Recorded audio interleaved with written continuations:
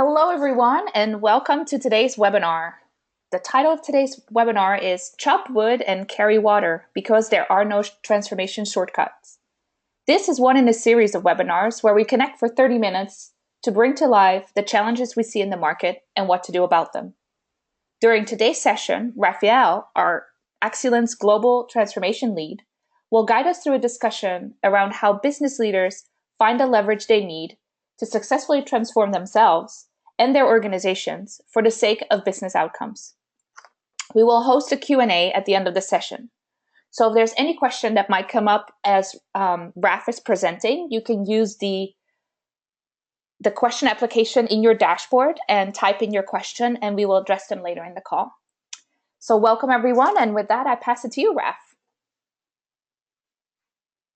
Thank you, Barbie, and welcome, everyone. Bienvenidos a todos. I see we have a number of time zones and continents joining us live. I'm very happy to connect with you live, and for those of you that are listening into the webinar later, happy to be connecting virtually with you. I don't have an agenda, but I would like to set some expectations and intentions for our brief time together. My first intention is to very briefly shine a light on what is I like to call it the underdog perspective, the seemingly, again, curiously unwelcome perspective about the essentials required for better innovation results and better transformation results. Obviously not unwelcomed by you listeners, but I do believe that you and I are the minority in the stuff that we're going to talk about as far as where the emphasis is. My second intention is to reinforce the importance of being ridiculously intensely focused on your training and your transformation practices, reinforcing that you stay ridiculously faithful to the process of transforming. So I'm hoping I touch on that as well. And my third intention, my hope, wish, is that when we're done today, that you feel and continue to feel encouraged about your work and your role and your purpose as transformation leaders, knowing that at the end of this, even after the very brief Q&A, this is such a short time period, I want you to feel very comfortable emailing me, calling me, to ask for help. I mean, we need to really make sure that we're helping each other avoid the temptation of the distracting quick fixes that are out there getting in the way of us getting to our transformation desired outcomes. So, chop wood, carry water. I've been chopping wood and carrying water for the better part of the last 3 decades. And I'd say the first half of my career doing strategy work for Sears during the NAFTA timeframe as an expat in Mexico City, doing process reengineering consulting, working on workflow, org design, technology improvements, and process reengineering with Fortune 500 companies, and also brand repositioning and efforts with some of the biggest brands in the world. I've seen transformation work with those toolboxes, right? In the second half of my career, I've spent working on product innovation, service innovation, business model, and building toolboxes and consulting services related to delivering great impact to Fortune 100 companies. And lastly, I'd say the last about 10 years, I've been focused almost exclusively on innovation, leadership, culture of innovation, and that type of transformation work, that type of toolbox in the context of overall business transformation. So usually when I'm in the room or when I'm on the line and I'm talking and working with folks, I'm not talking about management, which is the authority and seniority to get people to do something different.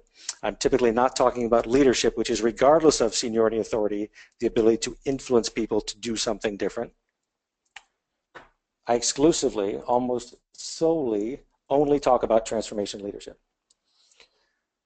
or innovation leadership. Any one of the flavors of transformation that you might be more accustomed to and whatever verbiage you prefer to use, this is pretty much all I talk about. And it's not the theory or philosophy of transformation leadership, but the real world, in the trenches, practical application of lessons learned myself and with others and with many communities of folks going through the process of transformation.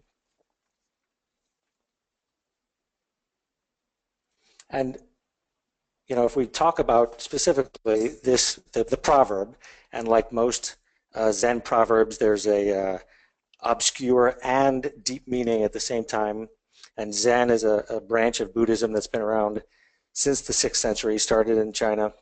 The idea here is that chopping wood, or before enlightenment, chop wood, carry water. After enlightenment, chop wood, carry water. The idea is that achieving a version of enlightenment, achieving a version of transformation is not the end point, right? The idea is to keep moving forward. You have to keep doing the same thing even after you've achieved that level of transformation and enlightenment. And so what we're going to spend most of our time with today is talking through the context of those things that are required to move transformation forward inside of corporations.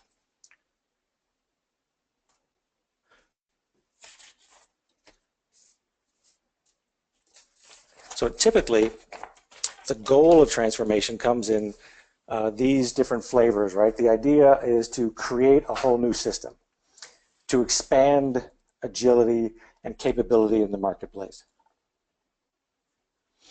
And typically that's to be able to compete more effectively and deliver what the market says it values most. And also to cultivate new levels of energy, creativity, and productivity inside of a system, inside of the subsystems that make up the overall system, and help change the way we relate to each other, the way we relate to customers, the way we relate to change, the way we relate to the circumstances in and out of our control through an invitation to develop new levels of relationship and understanding and ownership of what's going on around us.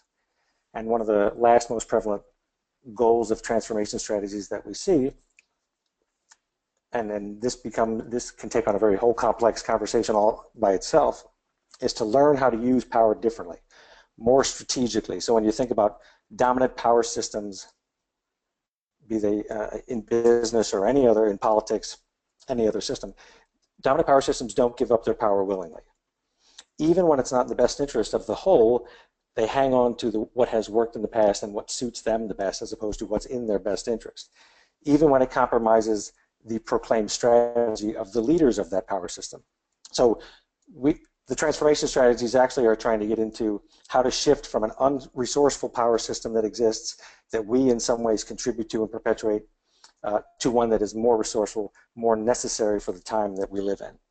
And some of the most notable ones that we're all familiar with have to do with a power system where the dominant system is men over women, or the dominant system is powerful men and women over all others, or the dominant power system is human beings over nature. So these are macro, kind of big picture conversations where transformation strategies start and actually wind up being brought down into very, very specific strategic levels inside of organizations.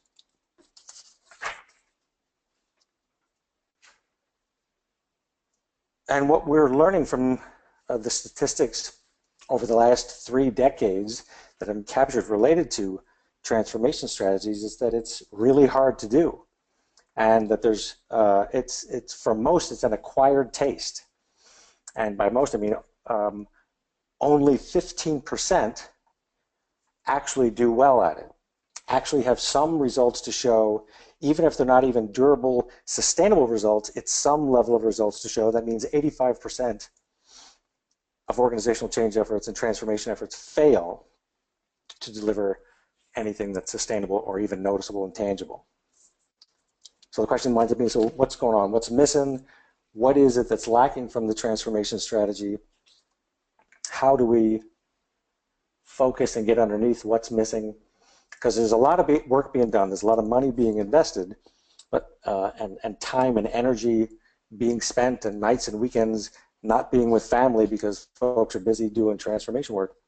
But clearly the results aren't getting us where we want to from our transformation effort standpoint, and potentially inside of the companies that you're a part of. So the question is, how do we all do better? Right? The idea of transformation is easy to talk about, but often the hard work, the deep work is readily avoided. Part of us would much rather substitute the deep transformation for some immediate relief from the tension that's driving us towards transformation strategies in the first place. So a nice metaphor that I that we typically use and typically think about is the difference between the hollow chocolate bunny and a solid chocolate bunny, right? The hollow chocolate bunny being one that looks good on the outside, but doesn't necessarily deliver on what we're looking for.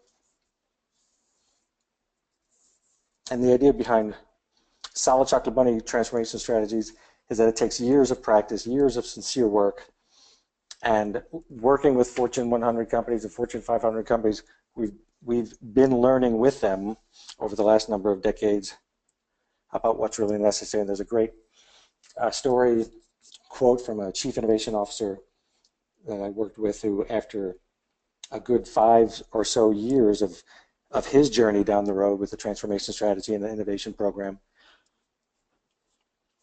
was asked, what would I have done differently now, kind of the look back. And one of the answers that this executive gave was that I was somewhat naive going in, thinking that we could get solutions, that we could implement innovative things and then move on to commercializing them, enterprise-wide innovation as well. Instead, what happened was we spent years grappling with the human issues around how humans are treated in the workplace, about what's the value of their opinions and what's the value of their ideas, and how do you engage and empower them in a way that actually gets to better collaboration. How do we deal with major cultural and organizational themes, and how do we actually work through these in a way that it supports our innovation strategy and our transformation strategy and the results that we're chasing. And it continues to be a kind of a consistent theme that we've seen at a number of different companies, whether it's GE, Walmart, joint ventures between some of the big companies. There's lots of expertise, and yet the system itself is necessary to be a huge part of that transformation process to allow those things to actually take root and take hold and actually deliver and for their value to be realized.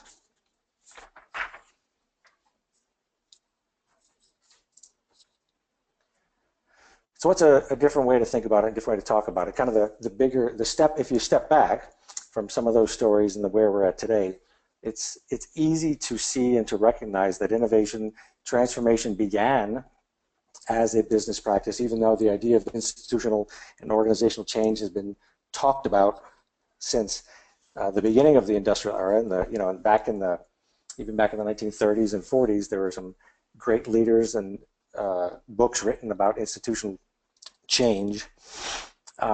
It began as a business practice, and what we're learning is that for it to be successful, it's becoming much more of a way of life, a lifestyle choice, a corporate lifestyle choice of becoming good at being a transformed company, being transformational. Rather than it just being a doing thing, it's becoming much more of a being thing.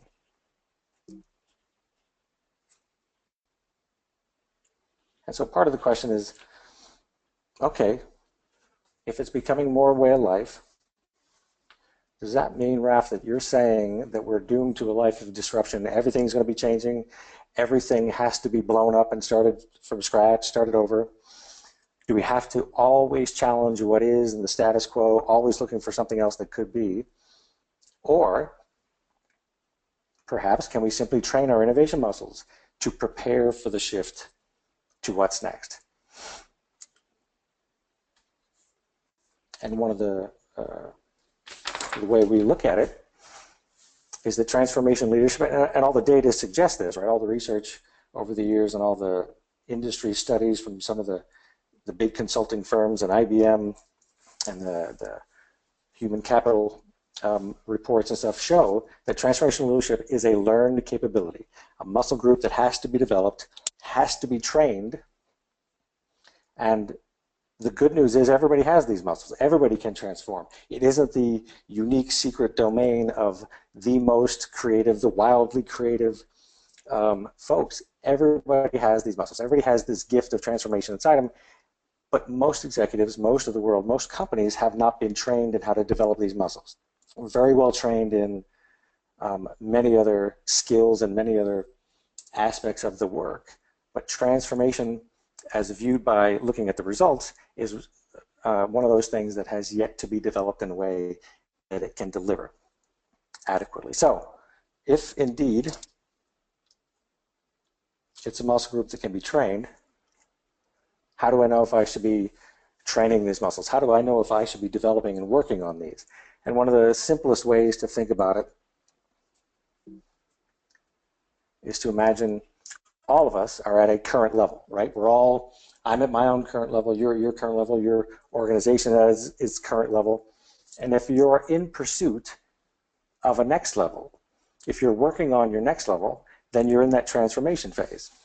I'm sorry, the transition phase. So the idea is if you are transitioning to the next level, that's how you know you should be working on these. And if you anticipate a career or an industry that will be in constant flux, you know you'll be consistently working on your next level. Every time you get to your next level, it becomes your current, and you pursue the next one.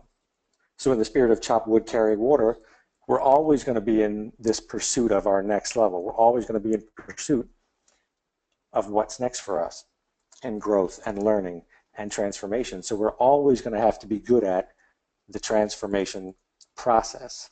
We're going to have to find a way to enjoy it, fall in love with it, and master it as a process as opposed to as an outcome. And just to stay with the idea of strategy and the need for transformation, most corporate strategies today actually require the organization to go through some form of transformation. It's clear that in the growth strategy, they're working on a next level. And the economics 101 of the sigmoid curve, the S-curve here is pretty clear in terms of how it shows at some point what worked in the past, the last successful formula starts to stop working because of the outside influence, the outside changes. And the idea is before it gets into the downturn, or before it gets so far into the downturn, how do we actually devise a new strategy? And if that new strategy requires the human beings and the community of human beings to change the way they do things, change the way they deliver services, change the way the platform delivers services, or the distribution channel, etc. If that's what's required, it's going to wind up leading into a system or a challenging aspect here. If you look at A, B, and C, right? A is the current level. C is our next level. As you're trying to get off of the sigmoid curve and shift from A down to C, it becomes very difficult. It becomes very difficult to mobilize the resources. Most corporations, most executives run into the challenge of, well, wait a minute, I have a great strategy. It makes total sense. The market wants it. I think I've built a great case. Why is my organization seemingly reluctant to adopt it? Why am I having so much trouble getting the new thing through the system? And onto this C curve, which would be the new master plan at the next level. Well, and part of the reason for that is the deeper work of transformation that hasn't been done to support the strategy, in support of the forward-looking plan strategy that the company has built. So transformation leadership comes in to help get the company more quickly, more readily, more effectively to the next level. And there in section B there, by the time you've hit that portion of the S-curve, we call that the O crap strategy, at which point transformation and practicing and readiness typically won't pull you out of that. At that point, there's going to be cost cutting, there's going to be some other much more drastic measures because the muscles haven't been built to support the strength, the agility, the flexibility necessary to shift off of A and onto C and to proceed to what's next. Now back to the context of transformation leadership, I want to help give all our listeners here some 3D goggles now, a new perspective on dimensionalizing what transformation leadership means, and thinking about it not just in terms of what the organization needs, what the strategy and results and performance expectations are of said strategy, but to really understand that the process of transformation to get the results the organization requires is going to need folks that are in charge of transformation to be really looking at it in these three dimensions. These are the three dimensions of success that transformation has to be simultaneously overachieving in. So the idea of most companies are great at focusing on the organizational goal of shifting from current to next and focusing on the task at hand. What's often left out is the team current level, next level attention, and the individual current level, next level. And where you get the most leverage, where human beings get the most leverage inside of organizations is by focusing on the I, the individual. If you focus there, you can then, as individuals, as leaders, transformation leaders, show up transformed, role modeling to the team what the expectations are, and learning to work together with the team to channel all of their intelligence, creativity, courage towards the transformational goals. And what happens is if you only focus on the organizational, transformation leadership typically doesn't have the steam and the traction it needs to move forward. And why it's so important is, like we all know, the world is changing faster than ever. So we're all going to be focusing on being able to get to the next level, and the next level is going to change, and then the next level is going to change. And rather than just leave it as a truism, I like to dimensionalize it a little bit, just make sure we have our bearings on what it means when we talk about changing faster than ever. Most of you on the phone are probably familiar with the acronym, the terminology VUCA, VUCA, which is a term that came out of the military over 20 years ago. Leaders at West Point were changing the way they prepared leaders of the future for warfare. And the acronym describing the environment was volatility, uncertainty, complexity, and ambiguity. And volatility is the speed and nature of change forces coming at you. Uncertainty is the likelihood for surprise. Complexity is the multi-dimensions of the change forces happening all at one time, whether it's environmental, social, political, economical, and the compound effect that comes from that complexity. And then A, ambiguity, is the trickiest one of all. And it's the trickiest because we all have our own perception of reality. And ambiguity is going to create the likelihood for us to misread the signs because we only have one lens to view the world through. And our meaning-making system, our paradigms are limited in what they can see and the options that are available to it because of those limitations. So when we talk about the world changing faster than ever, here's what it's creating from a global standpoint, from the trends standpoint. And I won't read through all these. You're very familiar with all these global mega trends that are happening. From an industry standpoint, inside of individual industries, these are happening at different degrees. I'm sure when you look at these, you can resonate with more than, I'd say 4 or 5 of these are familiar to most folks on the line, regardless of the continent you're listening in from. And all of it leading to the need to be more adaptive, more entrepreneurial, faster, nimbler, and being able to adjust to circumstances outside of the organization. And a lot of it comes from, the speed of change comes from the technological changes, all in the military communication in terms of mobile technology and transportation as well being globalized. And Nick Obolensky, who is the author of Complex Adaptive Leadership out of the UK, has done a ton of the research and has collected and built this chart, which I'm going to share with you now. And let me orient you to the graph. This axis here is the pace and extent of change going from negligible, almost not noticeable at all the way up to radically changing and moving very fast. And then on the bottom of our scale here, you see the different economic eras, different eras throughout history, from Egyptian, Greek, all the way up to modern and postmodern time. And the way these charts build on each other is from military technology, communication, and mobile tech, and transportation. Next, leading to how does human awareness, how does the awakening of people and more people having access to more knowledge and knowing more things through the internet, through all the technology, how has that changed? You see all the hockey stick graphs here. And then you also see how leadership assumptions have grown and trailed over time. And what it leaves us with is this discontinuity, this leadership complexity gap that the industry refers to, and it's very visible in IBM's CEO study that happens every year, very visible in Deloitte's Global Human Capital Trends that is published every year. I think PwC, Accenture, everybody, BCG, McKinsey, all have a publication that comes out that takes the research and actually shows what this gap is causing in terms of how to lead in the new normal and the challenge that companies are having, where most organizations, statistics, I'm generalizing and rounding up here, 80% or more expect business environment to get more complex, but less than half feel prepared for those changes. Less than half feel prepared that their leadership is ready to lead through those changes. The leadership gap from the Deloitte Global Human Capital Trends shows 86% of global HR leaders say their most urgent issue is leadership development. So it's one of those things where this gap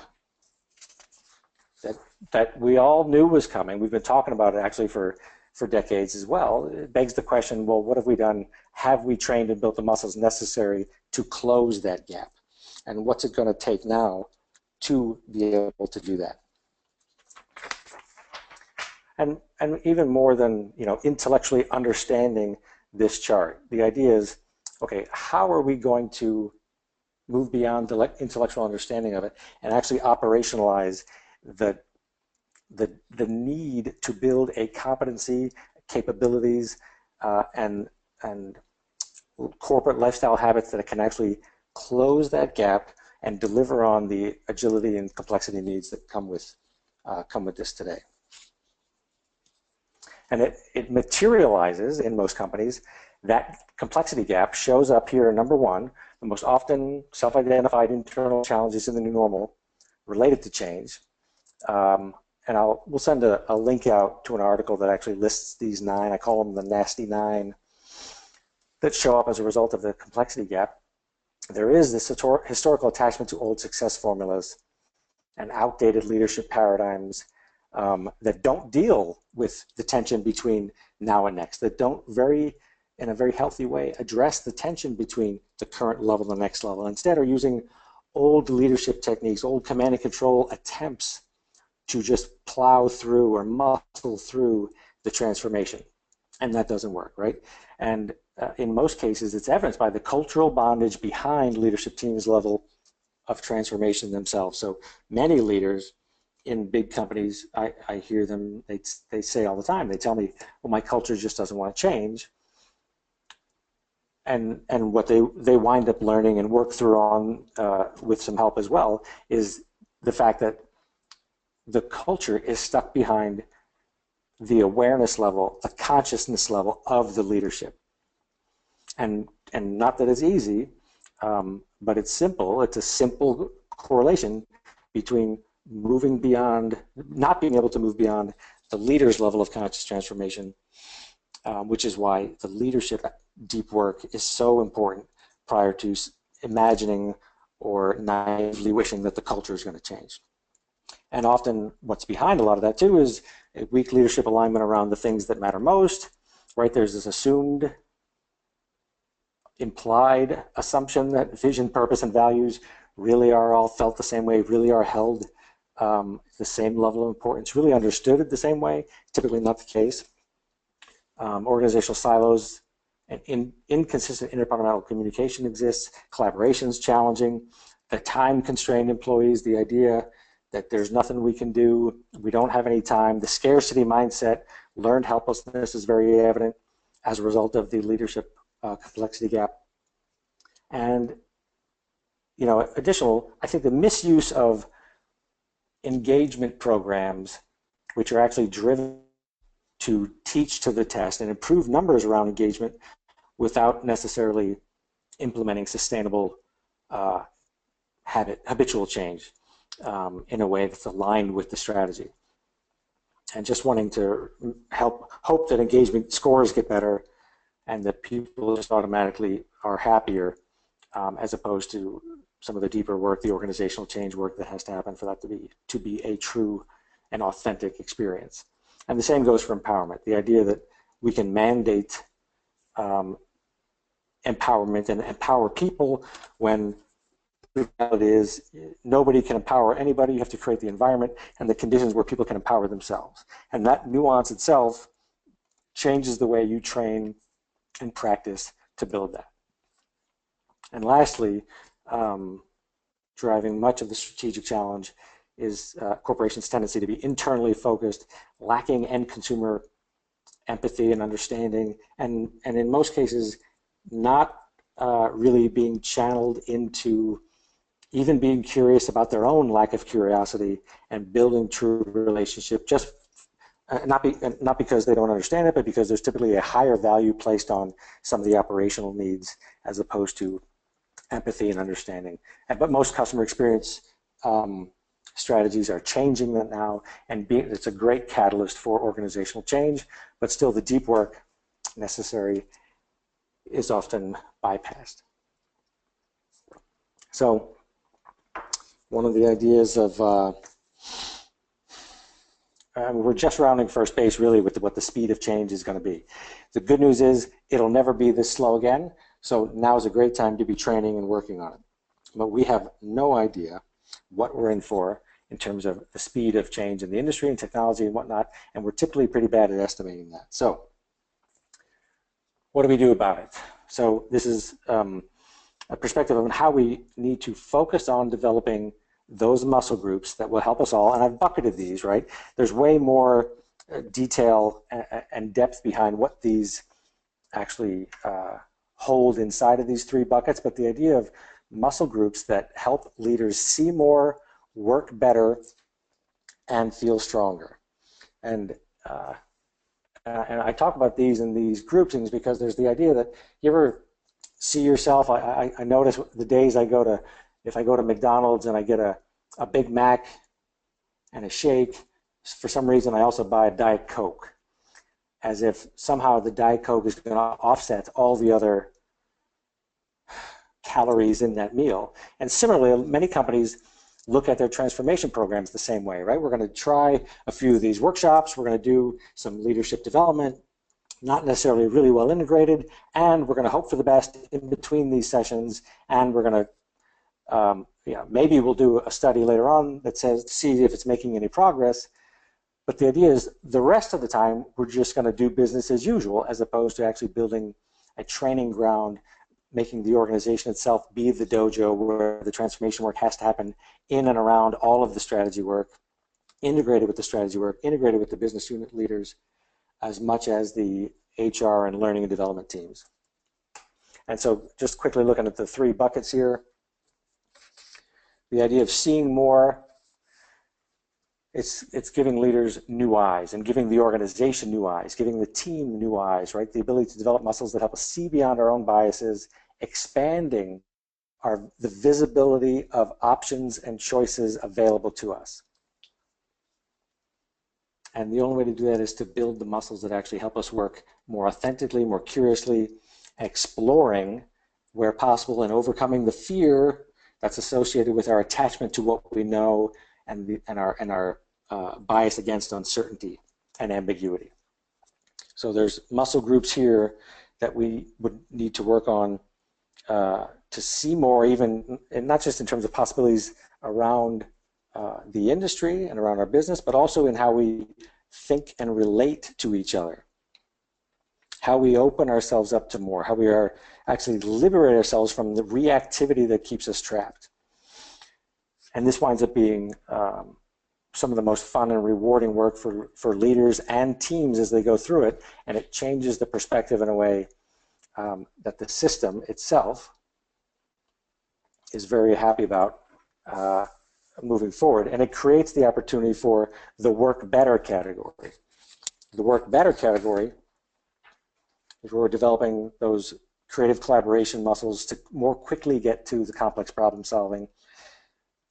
And it's about how do we fuel ourselves, how do we fuel the culture, how do we fuel our own recovery, how do we work on both strength and endurance and finesse motor skills in a very authentic and vulnerable way so that we're building these things together. Most of the work most of the transformation doesn't happen in the workshops and the trainings. It happens in the environment when people are learning to use these tools together, experiencing the learning together. And the way we relate to each other in the moment, in those moments of truth where the tension's high, right? It's not where we disagree with each other, where we're working on, through a breakdown, and we're working through we all have different ideas and we all want our idea to win. How do we work through those things in a way that actually gets it closer to the result and builds strong relationships while we're doing it, and helps me as an individual feel authentic and full of integrity as I'm doing that with my team and delivering for the organization. In addition to working, those types of higher level work better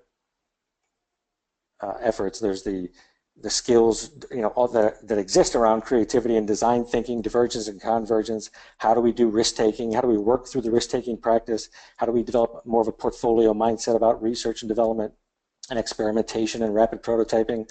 All these things working together are part of the working better, and applied to not just innovation work, but applied to all aspects of our transformation. And finally, how do we bucket and look at work that helps us feel stronger?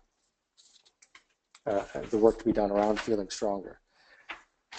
And that's building, often it's building very tangible assets. I call them sources of certainty that leaders use to make decisions and take action in the face of uncertainty. And the training, the readiness, the practice, the new toolbox helps you feel strong and therefore more comfortable. And that's a state of mind that makes you more adept at performing under stress, all levels of stress, and influencing change and delivering better outcomes. So those three things together, and again, it's another way of saying we're going to work through muscle groups that actually help us be good at managing polarities, not solving for polarities, not evaluating which is better, which is right, which is wrong, but developing the muscles that help us find a balance between things like control in the form of rules, as well as VUCA tolerance and the ability to work with minimal boundaries. The idea of managing both explicit and individual objectives as well as meaningful and unified purpose at the same time. The good of both of these things. How do we manage that polarity? How do we manage knowing versus learning? The idea of how much we value expertise and at the same time value humility and curiosity. How do these things work together? Another way of referring to all of that, all of those buckets in the Seymour work better, feel stronger, and balancing is getting to complex adaptive learning. So from complex adaptive leadership requires complex adaptive learning, or vertical learning, which is the idea is that just learning more, horizontal learning, which is very valuable and important, it doesn't cut it when it comes to transformation. What we're trying to do when we're getting to that next level is we're trying to bring all the stuff we learned from a horizontal level up to a higher level of operating. So we're trying to learn in a way that actually upgrades the entire operating system from top to bottom so that we can develop a more complex perspective, one that brings online all of those other skills and competencies, but at a much higher level, operating in a much more effective format for the transformation results that are desired. And for those of you that are familiar with, this is an adaptation of Ken Wilber's work and Bob Anderson from the Leadership Circle and many others, where it's been documented that if you look at the 4 quadrants that are necessary to lead organizational change, number 2 and number 4 are frequently taken care of and frequently addressed first. Skills and structure, right? As opposed to, and they will call those the organizational or the IT. The skills and the structure pieces are ones that we feel very comfortable addressing. The reason for that 15% success rate that we talked about at the beginning is that the I, the identity part, and the we part are often not addressed. And all 4 have to be worked on together in a very integrated way for the transformation results to happen. And that's the only way you get to those hidden social norms, the invisible and undiscussables that are holding the organization back in terms of changing the way we relate to each other, our level of performance, our level of relationship. And we have to work through some of these crises of identities that come from this kind of change and from the tension that comes from putting these worldviews together in service of having more options to choose from. So we have to focus on all four of those. And if I'm rounding out kind of the story here, we talked about quick fixes before and the idea that we're all likely to be tempted. Our transformational programs are likely to be tempted by the quick fix, the shortcut, the six-pack in 6 weeks, et cetera, et cetera, et cetera. But those things don't help us, right? The simple and easy don't get us there. The idea of what's really necessary is we know what we actually all know what we need to do. We need to do more of this deep work to get the results that we want, right? So the idea of, I'm defining transformational leadership in conjunction with the chop wood, carry water, so we can get to questions, is it's an ongoing mutual process. Ongoing meaning it's never ending. We're always working on the next level. It is a lifestyle choice as opposed to a program that starts and stops. It's mutual, meaning that it covers those three dimensions of success: the self, the team, and the organization, the system. And it's a process, and most complex adaptive processes are irreversible. It never goes back to the way it was. Time doesn't stop and go back to a simpler time. You saw the chart that shows the leadership complexity gap. It's not going to go back to a time where we can all just address everything in a simpler way. Some of the simple philosophies still hold true today, and many don't. Either way, we have to be transforming and being better at discerning which ones do. So an ongoing mutual process that raises one another, raises each other, helps us shift to higher levels, higher standards of purpose, higher standards of relationship, and higher standards of performance. So we have to be overachieving in all three of those. As opposed to just overachieving in the organizational needs, we need to be overachieving in the I, the we, in order to deliver and overachieve on the it. And lastly, it's to more effectively get to the complex adaptive problem solving. That's how we get to the better outcomes. Bringing all of everyone's energy, everyone's creativity, facilitating a highly engaged, lots of trust, lots of respect, high-performing group of human beings to that complex problem solving, to explore more options and get to the better results. And it takes putting in the reps. It takes that deep work. It takes that commitment of every day chopping wood, carrying water. When we think we're done, we have to just realize, nope, we have more wood to chop, more water to carry. And we need to get in the reps, train it, build it into the fabric of everything we do, so that even if at first it's a must-do-it idea, we realize we must do it, so we just do it. Eventually, we're going to love to do it. Not eventually because we'll just be brainwashed into loving it, but if you do it right, you're experimenting and learning what stuff really aligns with you and your purpose and what matters most to you and to your team and to your organization, and you're learning which pieces of the regimen actually work in a way that they're sustainable, just like any workout routine, just like any health and nutrition program. None of them are short-term. They're all lifestyle choices to get any kind of results. So the trick is to fall in love with the process of transforming. That's what's meant by this proverb. Fall in love with the process itself, not the end. And the question for all of us, myself included, my team included, is always, are we ready to embrace transformation as life? Knowing that the more of us are ready, the farther we will all get. And clearly it's time to train, because one day we're going to wish we adapted quicker. We're going to wish we trained harder. And the question most often get is, well, how much training? How soon do we need to train? How ready do I really need to be?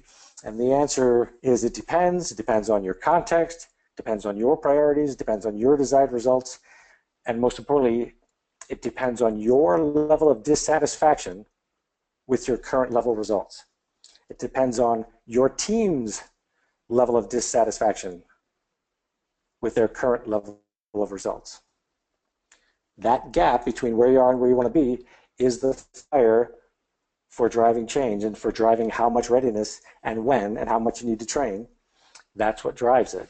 But the good, and do know, not everything needs to change. Not everything needs to shift. Transformation is also about being very selective and very strategic about what elements need to transform, what's the sequence of said transformation, and how do we keep some stability, some sources of certainty while we're going through constant transformation. Whew, I ran through that fast. And I think we have a bunch of questions. Thank you, Raff. We sure do. And the first question is, how can we keep the transformation conversation alive when we have reached the oh crap moment of cost cutting? Ooh, how to keep the transformation alive when we reach the oh crap stage. It's definitely going to help the recovery. So I hear the energy in the question around noticing how important it's going to be to have some of this good hygiene in terms of transformation skills being put into practice as you're going through the more painful recovery. And I think it highlights a very important point. We're all going to lead a transformation. The question is, how gracefully will we lead it? Will we wind up with our team, with our organization in the oh crap moment where we realize, oh crap, we should have trained so much harder so many years ago to have avoided this suffering and unnecessary suffering and unnecessary damage? What could we have done differently? At that point, it is too late to go back in time. So the idea is, how hard do we have to train now? How transformational do we need to, any organization in that oh crap strategy moment is going to have to use it as a way of drastically changing the lifestyle habits right then and there. And it's going to be we talk about rapid adaptation and rapid adoption, there's going to be no choice. So I think typically what winds up happening is a drastic change in leadership, drastic change in resources, drastic change in strategy, and the transformation happens. And the recovery is hopefully guided by some of the transformation muscles that we talked about. And it'll have to be imported at that point because you can't build it. You can't get the six-pack in 6 weeks. You can't lose the 30 pounds in 10 days. Most likely you'll have to import it in. If that's I hope that helps answer the question. Yes, thank you. And that leads to another question. How do I make this as important as the strategy? Oh, that's a great question.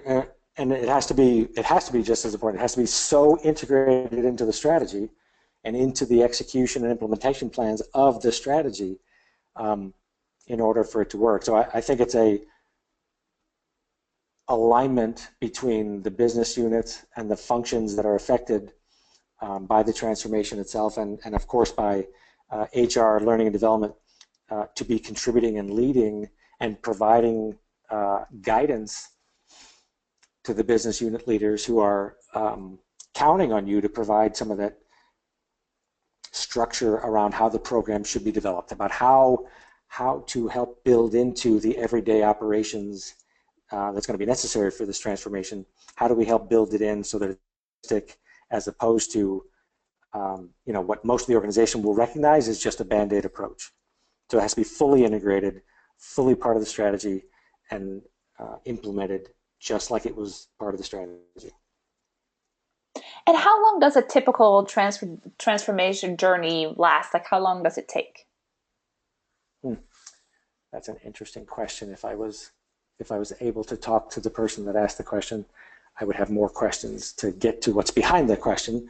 But I don't know. Here's an answer nobody likes. The typical transformation journey takes forever, because you will forever be chopping wood and carrying water. Nobody likes that, but that was the whole point of this webinar. If I want to give a rule of thumb, I would tell a major corporation that it takes 3 to 5 years to deliver on any kind of um, substantial transformation that's going to have the roots and traction desired. And that is with lots of work and practice and habitual change built in, starting with the leadership and cascading to other groups of the population of leaders as we go. Mm-hmm. Great. So considering the 15% rate of success, it seems easier to think of those who have not been successful at it. Can you share an example of success? Successful ones, yeah, and there's certainly no shortage of books and case studies to read, whether it's in the conscious capitalism community and Raj Sisodia's Firms of Endearment, where those are listed. But the one that I like to point to, and it's very topical right now, LinkedIn, that was purchased by Microsoft just last week. It seems very timely and newsworthy. And that's an organization that's very progressive already, right? It came out of the digital age, and the way they have been very thoughtfully and deliberately working on a continued level of transformation and chopping wood and carrying water is they, as evidence of their belief in that, they actually embedded the one of the founders of Axialent, Fred Kaufman, into LinkedIn as the head of leadership, and has been working on what I think my terminology around see more, work better, feel stronger, implementing those practices, implementing those skill sets, implementing that training, and operationalized it in a way that I think really only LinkedIn could do it. So I'm not saying that everybody should follow what they did, but the idea of embedding the philosophy, the resources, the practices, so that it isn't a program, it is a way of life, is a great example and a very timely example of, oh man, that's how you build it into the system in a way that you clearly mean business. It matters to you, it matters to your purpose, and you're going to get the results much faster than organizations that treat it as kind of a bolted on type of a program. Great. I have another question. What is the most important muscle that you feel is missing in our organizations? The most important muscle. This makes me want to describe different actual muscle groups, like anatomic muscle groups, or describe metaphors related to it. And I'll stick with the. I'm going to go with the ocular, or the eye muscles as the ones that I think are missing most, or the hardest to change, or the slowest to change, or the ones that unlock the development of many of the other ones. And it's the ocular ones because it helps us see more, helps us be open to more things. It's the idea of being able to see our biases, see how we think. And I think we've mentioned on previous webinars, the problem isn't that we have biases, the problem is that we deny that we have them. We don't even recognize that they could be inhibiting us from seeing all the opportunities and possibilities that we're really trying hard to see. And we need to work on those ocular see more type muscles, I think, first. Thank you, Raff. Last question. How can I start a conversation with my boss? What can I do to contribute? To start a conversation with my boss, let's think. Well, so I think, again, aligned with what we talked about, the idea of talking to your boss in service of delivering on the strategy, in service of you as an individual fulfilling your commitment to the boss, to the team, to the organization, is the way to go. I think the ability to make that connection between, and a very passionate and engaged connection of, I as an individual am committed to my responsibility and my role in the organization and its contribution to the strategy. And therefore I'm also in charge of a team of people, and they're counting on me to lead them through this transition or to our next level. And I'm going to need help. I'm aware I need help. We all need help. We all need help getting from our current level to our next level. And I think the ability for the individual to talk about it this way and then say, so what I ask is, and propose at least the start of a conversation or the start of how we as an organization, as a company, as a team get help internally from our very well established transformation teams that are available to us, but maybe we've never accessed, or externally, you go get that help. And if this really is the last question, I would encourage everybody listening live or later with the recording, don't hesitate to get help. Don't hesitate to shoot me a note via email, make a phone call. If I can't help, if my company can't help, I'll do my best to connect you to somebody who can. Be happy to point you towards resources and communities and transformation dojos that I continue to practice in, where I know many Jedi transformation folks train together, so that you might have access to some of that learning and be able to think about how to integrate it into your strategy. Thank you so much, Raff. And I hope that everybody enjoyed today's session. And if you'd like to reach out to Raff or provide any feedback or ask any questions, here's his contact information. We'll share it with you. And we look forward to seeing you on one of our next webinars. Thanks, everyone. Have a great rest of your day.